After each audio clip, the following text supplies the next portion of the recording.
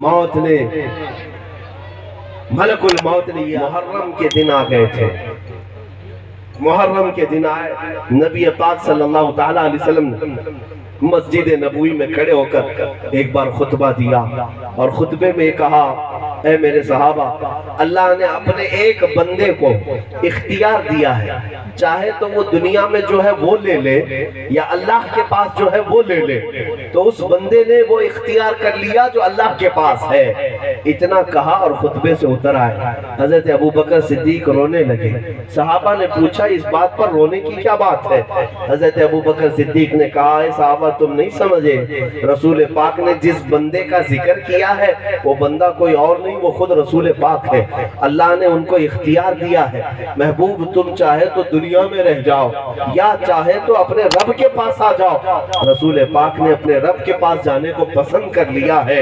اس کا مطلب یہ ہے کہ اب رسول پاک ہمارے درمیان زیادہ نہیں رہنے والے. یہ صدیق اکبر محسوس کر رہے تھے. میں یہ باتیں کیوں کہہ رہا ہوں, توجہ چاہتا ہوں, میں یہ ایک سما تمہارے درمیان لانا چاہتا ہوں.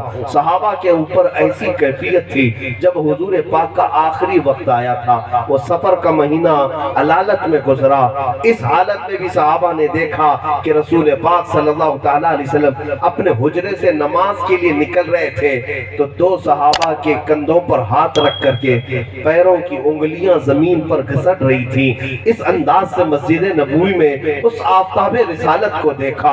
ان تکلیفوں کے بعد جب ربیع الاول شریف کا مہینہ آیا, یہ 13 ربیع الاول کا دن تھا جب بخار سخت تھا. رسول پاک کا بدن تپ رہا تھا بخار سے, یہاں تک کہ بار بار آپ مسواک کو پانی میں ڈالتے اور دانتوں کی طرف چباتے یا پھر چہرے پر پانی کا چھڑکاؤ ہوتا.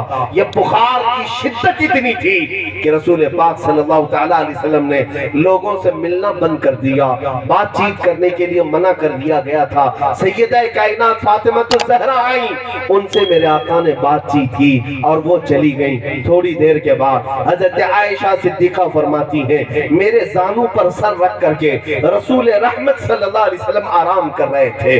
حضور پاک صلی اللہ تعالیٰ علیہ وسلم کو میں دیکھ رہی تھی, بدن پورا بخار سے تپ رہا تھا, جسم پورا گرم تھا. اسی اسنا میں دروازے پر دستک ہوئی, دروازے پر دستک ہونے لگی. ماں عائشہ صدیقہ کہتی ہے, اب کون آیا حجرے میں جو دستک دے رہا ہے؟ رسول پاک صلی اللہ علیہ وسلم فرماتے, آئے عائشہ, وہ ملک الموت اسرائیل ہے, وہ اندر آنے کی اجازت مانگ رہا ہے. یاد رکھو عائشہ, آج وہ میرے پاس اجازت مانگ کر آ رہا ہے, اس کے بعد اب وہ کسی اور سے اجازت کبھی نہیں مانگے گا.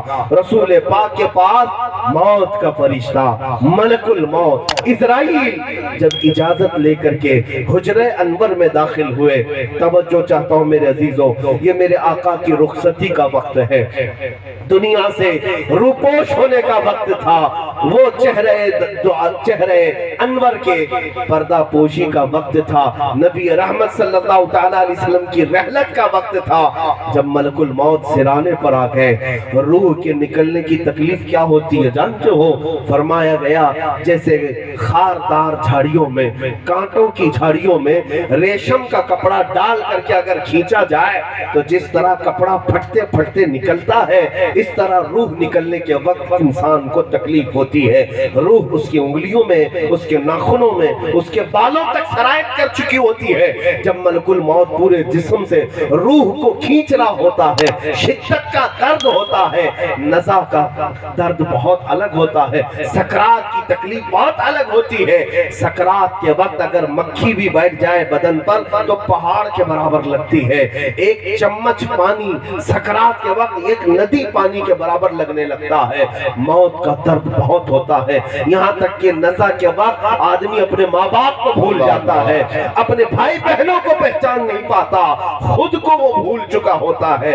اتنا درد ہوتا ہے. یہ اوروں کی بات ہے, مگر میں میرے مصطفیٰ کی بات کر رہا ہوں۔ رسول کریم صلی اللہ تعالیٰ علیہ وسلم کے آخری وقت کا حال یہ تھا کہ شدت کا بخار ہے، نزع کا وقت ہے، ملک الموت سرانے پر ہے، روح پاک کو لے کر اللہ کی بارگاہ میں لے جانا ہے۔ لیکن میں کہتا ہوں اے عزیزو، اس وقت رسول پاک کی زبان سے اگر کوئی سوال نکلتا ہے تو یہ نہیں کہ میری ازواج کہاں ہے، میری اولاد کہاں ہے، میرے نواسے کہاں ہے، میری بیٹیاں کہاں ہے، نہیں، ملک الموت سے رسول پاک یوں پوچھتے ہیں اے اسرائیل ذرا یہ تو بتا، یہ جو سکرات کا درد ہے کیا اس درد سے میری امت کو بھی گزارا جائے گا؟